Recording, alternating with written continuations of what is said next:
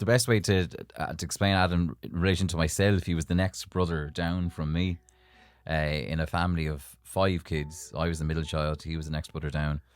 So a large part of my life growing up was spent looking after him. My dad was very strict. And so prior to us hitting college, we didn't really have much of a life outside of the house. Weren't really allowed to visit friends, didn't go on school tours, that type of thing. There was control over us. Our childhood was abusive on a level that I have realised in the years since was not normal. It was completely abnormal.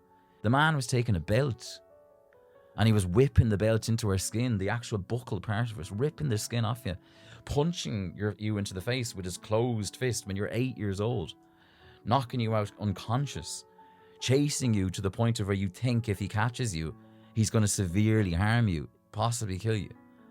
That was normality for especially myself, my older brother and older sister for many years in that house.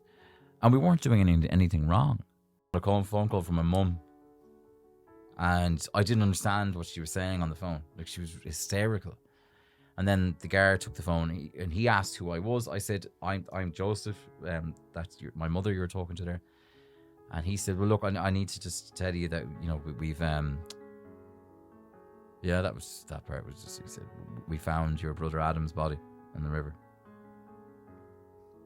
And then we were brought into the hospital and into the back entrance of the A&E and into a double doors and pulling back the curtain, and there he was. And that part was...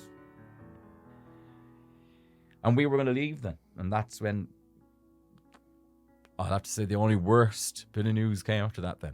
Was as I was walking out, a lovely doctor took me aside and said, I need to speak to you and your mother and your brother. And they took us into a tiny little room. And she said, are you ready for this? I said, what are you telling? What do you want to tell us? She said, he was in here 2 hours ago. And he said he was suicidal.